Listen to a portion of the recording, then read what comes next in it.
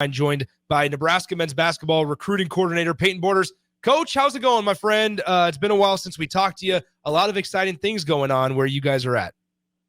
Nick, yeah, no, I appreciate you having me again. And I know it seems like a while, being preseason now, we're 13 games in, so it's pretty crazy. Time's flying, but it's been fun. And yeah, I appreciate you having me. Let's start with that, because when we talked to you, Enrico and I talked to you first, it was about kind of like, what's the outlook for 2024 and 2025? And I remember you kind of saying you guys were excited about your experience, and that's kind of been the name of the game starting out. And you had a lot of intriguing guys that joined the program through the portal, but just kind of overall, what has allowed you guys to be so successful through your first 13 games? Yeah, I mean, with experience, experience is almost irreplaceable. It's tough to simulate, 5 to 6 years in college basketball, and so some of these guys, they haven't played our style of basketball, obviously coming from the portal, but, they play college basketball. They know, how tough it is to win on the road. They know how physical it is. They know that, the Big Ten, they have the reputation. It's a grown man's league. Mm-hmm. So, just having our guys kind of learn our way and how we do it. But, when you get down to the nitty gritty, it's the same Big Ten basketball that you hear around and that everybody knows and loves. And, a lot of our guys, we just learning our style of play. And just other than that, it's the same stuff. You're going to play against 7-foot guys. We're going to see a 7'3" guy here tomorrow night. You're going to see skilled physical guards. You're going to have guys who can stretch the floor at all 5 positions. So it's just getting used to Big Ten play, getting used to how we play. And yeah, so it's college basketball at the end of the day. So it's been huge for us down the stretch. You mentioned how you guys play as in someone in your role, as you navigate, and obviously maybe not as much right now as you do in the off season, but as you navigate through the portal and the recruiting world, what is that pitch? Like, what are you saying and talking about how you guys play? Because over these last couple of years, you guys under Fred Hoiberg have really embraced the defensive mentality. And it's a little different than when Coach Hoiberg got to Nebraska, and it's seen positive results. So what is your pitch on how Nebraska plays when you're talking to either transfers that are looking at Nebraska or even high school guys? Yeah, I think, you're going to play for the hardest working, most together team. And that's fun. Simple. It's like when you get a chance to give it all on both ends of the floor, in front of 16,000 people at Pinnacle Bank Arena, every home game, like that's fun. So a lot of it sells itself. It's kind of proof in the pudding too, right? It's kind of like you see guys now buying in to do what we do, really hanging our hat when that shot's not falling, that we can get stops on the other end and hold really good offensive teams down in the 60s. You're going to give yourself a really good chance to win the ball game, So it's really just buying in. And now that you're kind of getting substance to it and proof, you get a reputation nationally, having, a top 10, top 15 defense, in the country, that's fun, and that's the thing. I think guys, you see not only a system on offense, but a system on defense, and guys, it clicks, and it's cool when guys are flying around, we're in rotations, it's just fun. And we give our guys opportunity to make really good plays. And when they kind of see it unfold and see where those plays are being made, I would just say fun's the word, because when guys are flying around, there's nothing better. And obviously do it in front of the fans, and really hanging our hat on that end, it kind of sells itself. No, we're talking to Nebraska men's basketball recruiting coordinator Peyton Borders. And I building off of that, there's got to be something to kind of what you just said that makes your job a little easier as a recruiting coordinator, to where, as you mentioned, the proof is in the pudding or so. You've been there now, I think it's like 4 years, correct? Yes, sir. So when you guys started out, it's Fred Hoiberg and the rest of the staff kind of pitching that, hey, this is what we're going to do, and we just need guys to buy in.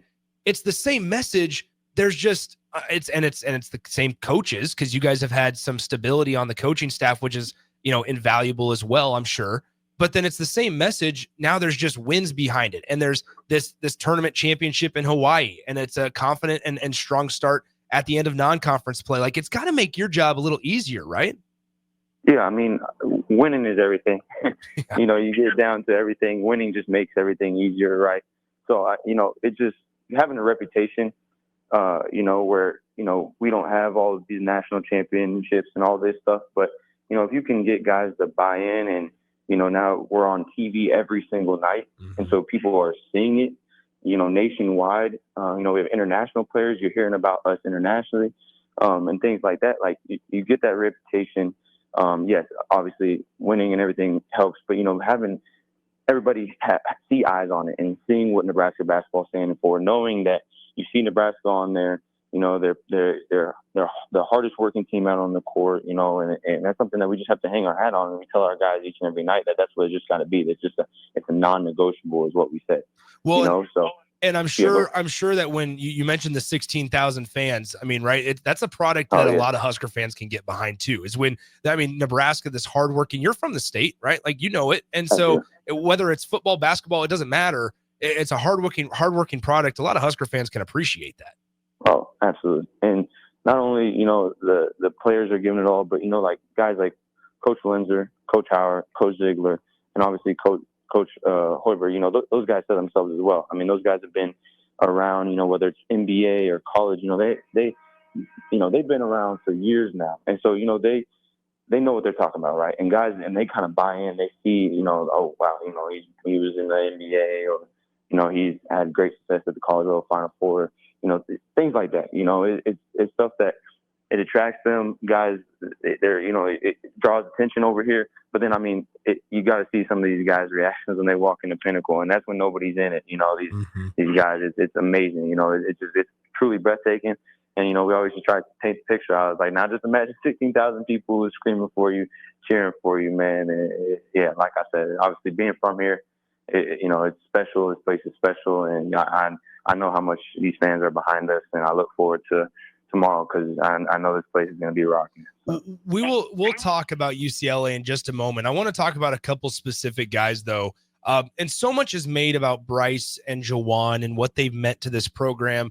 And especially as two transfers, like they're firmly like in the boat, and they are something that Nebraska fans can really cheer about. But I want to ask you specifically about a guy like Raleigh Wooster.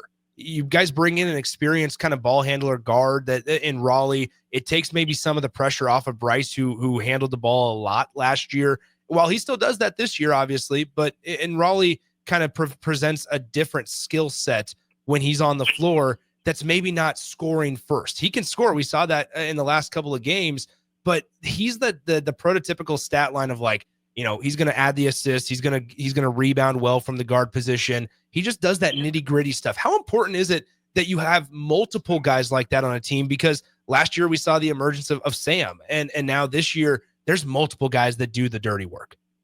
Yeah. I think too, it kind of goes back to experiences as well. Like Raleigh knows who he is. He knows what it takes to win, and he just wants to win.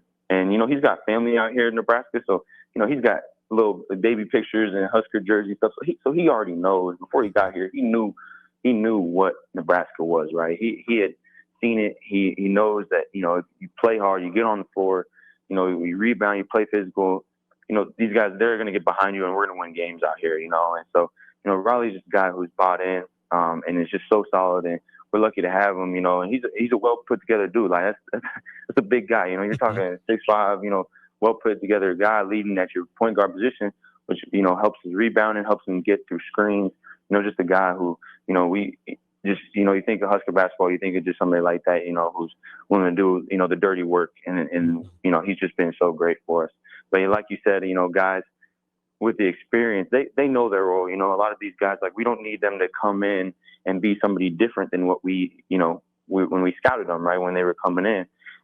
We just need them to be themselves. So a lot of guys, they know who they are. They bond in the role. They see the role that they're on their team, and they just, they do it, and they try to do it to their best. And so that's, again, kind of that experience factor in this as well. We have to talk about Bryce Williams a little bit here, because I'm sure you were involved in the scouting process from when he was at Charlotte before Nebraska.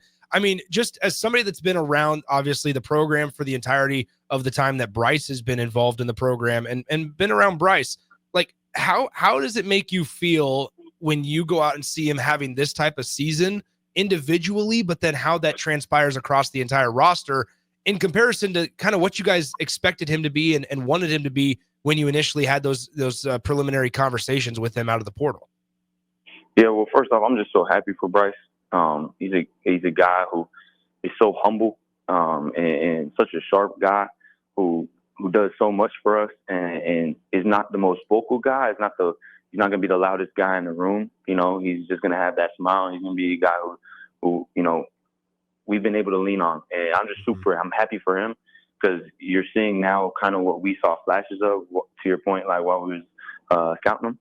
You saw flashes of, a 6'7" wing that can score at all three levels. And, that's very interesting because, being from here, you name guys off like Teran Petaway and James Palmer that were able to do that. And we just, we haven't really seen a player like that. So when you're scouting a guy like that, you're kind of, we haven't really just had anybody like that over the past couple of years, and, you had like a guy like Bryce McGowan, things like that. But, it's a guy like him who's able to score, like I said, all three levels, but also rebounding and assists. That's when we are at our best, when he's doing, a little bit of everything. It's obviously we'll take a 30-point performance from him any night. But when he's doing the rebounding and he's getting everybody involved, when everybody's clamping down on him, when he has all the attention, that's when he's at his best. And when he's guarding, that's another thing I think a lot of people don't really consider, is a lot of times we have him on the lead guard as a point guard. So that's a 6'7" guy out there fighting through screens, and he can be a monster. And so that, it's something that I'm really happy for him, for it's all clicking for him. As a scouter like yourself, what's his ceiling? I mean, you're talking about a guy who can play basketball for a long time. Is a guy who, with how he carries himself, his professionalism, his work ethic, is a guy where whatever level it may be, you're talking about a guy who's should make a lot of money doing this thing and playing a lot of years, professionally. So I really look forward to what the future holds for him. We're speaking to Nebraska men's basketball recruiting coordinator Padyn Borders with us here on our Allo VIP line. Padyn, I guess let's talk UCLA tomorrow, because it's a big one. And I guess what kind of challenges do the Bruins pose for you guys, as they're kind of a defensive first team as well? They really pride themselves with Mick Cronin defensively. But I guess what kind of challenges do the Bruins pose for you guys ahead of tomorrow? Something that immediately jumps off the board there is they're number one in the country in steal percentage, right? So, you're talking about, I can't remember the exact percentage. I think 26% is what they said, is that they're getting a hand on the ball and they're going the other way. So, that could put strain on your defense because you're not in the half court set, right? So, it's the emphasis of just taking care of the ball. But also knowing that, I know it's a little bit foreign to us. Obviously, UCLA now, that's considered league play, but they're a Big Ten team. It's not like they're going to come in and they're trying to play a different style of play. It's the same thing that you're going to see from the Michigan States, the Wisconsins. They're going to be a physical, hard-nosed, defensive-centric team. And they're obviously Coach Cronin does a great job over there, and he's somebody who pushes those guys extremely hard. And their guys always play hard each and every night.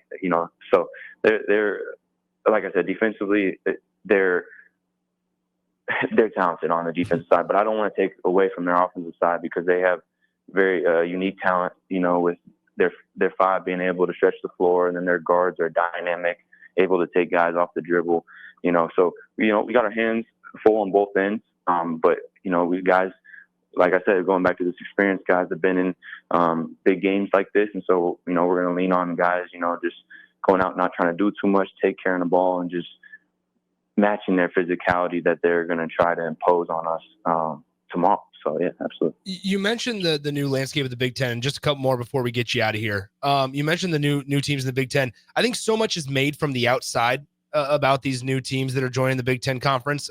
Inside, like you just said, it doesn't necessarily mean a whole lot, because you're going to see all four. You're going to see UCLA, you're going to see USC here soon, and then road games to Washington and Oregon. It doesn't mean much difference probably on the inside, like you kind of just mentioned. Yeah, I mean, you look at, and especially now, you can kind of make a Big Ten team out of it, if that makes sense. Like with Washington having, a first-year head coach out there with Danny Sprinkle, they're able to get some size in there. They're able to get some dynamic guards, some wings that can score, and they just knocked off Maryland at their place last night, which is a very good win for them. But yeah, it just, you look at all those new teams, and like you said, on the outside, it's like, you see USC, Nebraska, or Nebraska, Oregon, and it's a conference game, but you watch what's produced out there and the style of basketball. It's stuff that we've all seen before and what we've scouted for and everything. It's going to be a physical night where no game is given and anybody can lose any night. You got to be, the team that, just like Coach Nate Lenzer always says, just be the team that gets your game out on the court. Just get your game, carry the game plan over, and that's going to give you, and play hard, and that's going to give you the best chance. So it definitely didn't get any easier for us, if that makes sense. So, but no, it's great having them, and it makes our league, one of the best leagues in the country, and yeah, we're excited for that. Yeah, I mean, we're talking when it comes tournament time, like 8 or 9 bids, probably. I mean, that's really, really special. Padyn Borders, recruiting coordinator of Nebraska men's basketball. Coach, appreciate it as always. Always good to catch up with you. And we'll see you tomorrow at PBA. Let's talk about it. Yeah, no, we're excited. Thank you again for having me. And it was fun seeing DP out there in Hawaii. I'm glad we got it done for him out there. There it is, for sure. There he is. Padyn Borders, talk to you soon, Coach. All right, take care.